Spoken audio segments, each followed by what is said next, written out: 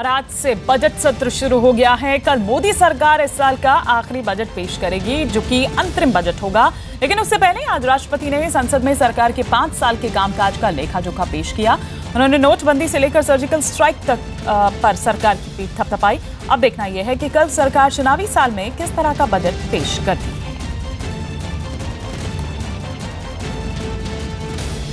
भारत से विदेश जा रहे काले धन को रोकने के साथ ही मेरी सरकार ने देश के भीतर भी काले धन के खिलाफ एक बड़ा अभियान चलाया। देश का हर वो सेक्टर जहां काले धन का प्रवाह था, उसके लिए नए कानून बनाए गए, उन्हें टैक्स के दायरे में लाया गया। इन कार्रवाइयों के बीच सरकार ने लोगों को अपनी अघोषित आय और अघोषित धन को स्वेच्छा से घोषित करने का अवसर भी दिया। काले धन और भ्रष्टाचार के खिलाफ सरकार द्वारा चलाए जा रहे अभियान में नोटबंदी का फैसला एक महत्वपूर्ण कदम था। इस फैसले ने काले धन की समानांतर अर्थव्यवस्था पर प्रहार किया और वह धन जो व्यवस्था से बाहर था, उसे देश की अर्थव्यवस्था से जोड़ा गया है। सरकार के इस कदम ने देश को अस्थिर करने वाली ताकतों और काले धन के प्रवाह में मदद करने वाली व्यवस्थाओं की कमर तोड़ दी। काले धन के प्रवाह के लिए जिम्मेदार 3,38,000 संदिग्ध शेल कंपनियों का रजिस्ट्रेशन सरकार द्वारा खत्म किया जा चुका है। इन कंपनियों के निदेशकों को दोबारा चुने जाने पर भी पाबंदी लगा दी गई है। वहीं बेनामी संपत्ति कानून, prevention of money laundering act और आर्थिक अपराध करके भागने वालों के खिलाफ बने कानून के तहत 50,000 करोड़ रुपए से ज़्यादा की संपत्ति जब्त करने की कार्रवाई हो रही है।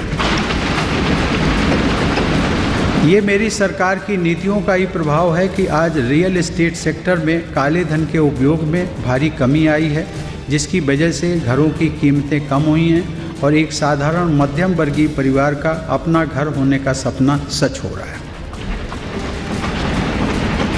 माननीय सदस्यगण, मुझे इस बात की खुशी है कि मेरी सरकार की इन नीतियों से सरकार पर लोगों का विश्वास बढ़ा है और इनकम टैक्स देने वालों की संख्या में भारी वृद्धि हुई है।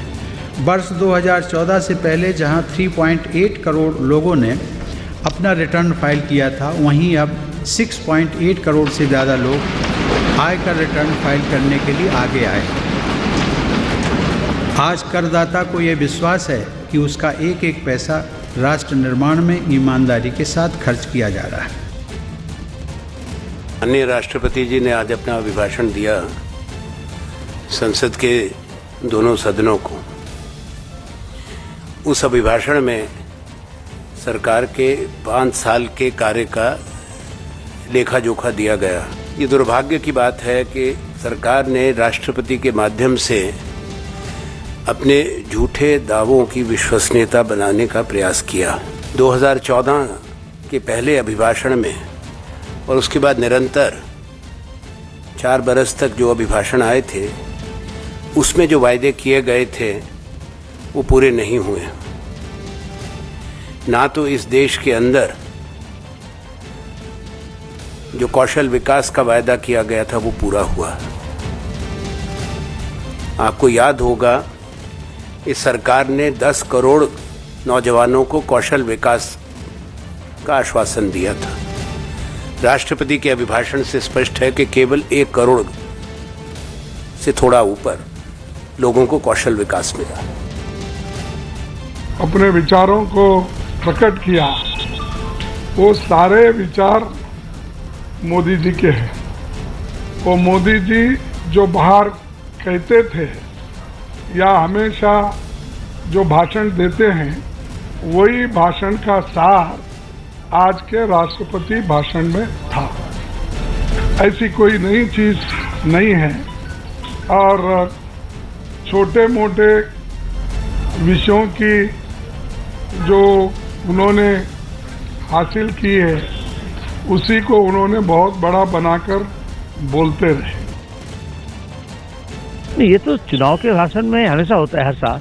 ये इस सरकार की बात नहीं है। मैं पिछले 3 दशक से देख रहा हूँ, जो हर राष्ट्रपति राज्यपाल जो भाषण देते हैं वो सरकार की भाषण होती है, सरकारी भाषण होती है। और उसके बाद चुनावी जो साल होता है तो उसमें बजट का भाषण हो या चुनाव का या राष्ट्रपति जी का भाषण हो, वो चुनावी भाषण का प्रैक्टिस होता है। राष्ट्रपति जी का अभिभाषण बहुत बढ़िया रहा और 5 साल का लेखा जोखा नरेंद्र मोदी जी का सरकार का सबके सामने में, देश के सामने में रखा और नई दिशा पे भारत को और नई ऊंचाई तक ले जाने का जो पूरा हमारा कल्पना थी और जो संकल्प था वो पूरा सही हुआ और आगे भी इसी निरंतर से जो हम चल रहे हैं उसी में हम चलेंगे।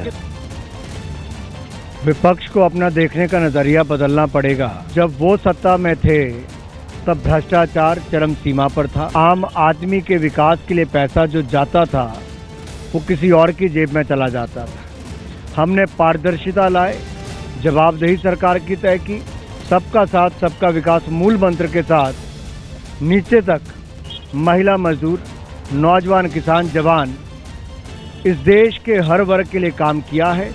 4.5 वर्षों में भारत को नई ऊंचाइयों पर पहुंचाया है। नोटबंदी को लेके जो प्रहार किया देश के गरीब के ऊपर और खास तौर पे किसान के ऊपर, जीएसटी को लेके जिस तरह से छोटे व्यापारी को बहुत बड़ा धक्का मारा बीजेपी की सरकार ने, उसको लेके देश की सुरक्षा के साथ जिसको लेके रफाल जैसे सौदे का इन्होंने एक रक्षा के मुद्दे को बच्चों का खेल बना दिया। एक ऐसे व्यक्ति को हाथ में रक्षा की बागडोर संभला दी जिन्होंने कभी कागज के जहाज तक नहीं बनाए हों। उन सारी बातों के लिए आज प्रधानमंत्री मोदी के पास माफी मांगने का समय था।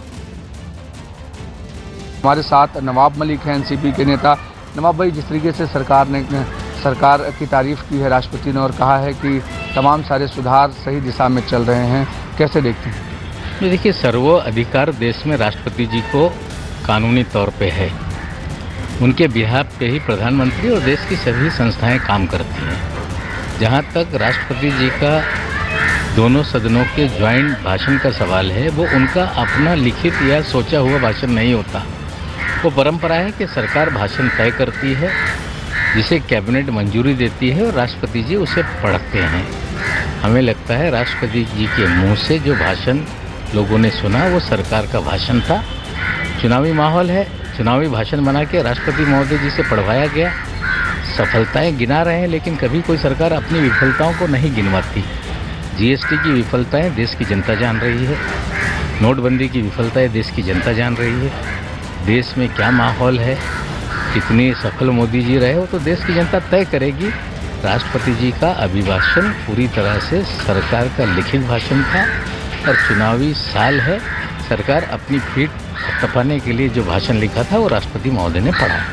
तमाम सारी राजनीतिक पार्टी के लोग कह रहे हैं कि राष्ट्रपति ने जो संसद के भीतर भाषण दिया है वो मोदी जी लगातार मंच से चुनावी मंच पर भाषण देते हैं। नहीं, वही हम कह रहे हैं कि ये चुनावी भाषण है जो पूरे भारतीय जनता पार्टी के प्रवक्ता टीवी चैनलों पे मोदी जी सार्वजनिक भाषणों में बोलते रहे, वो सारे भाषणों का कंपाइलेशन करके भाषण लिख दिया गया।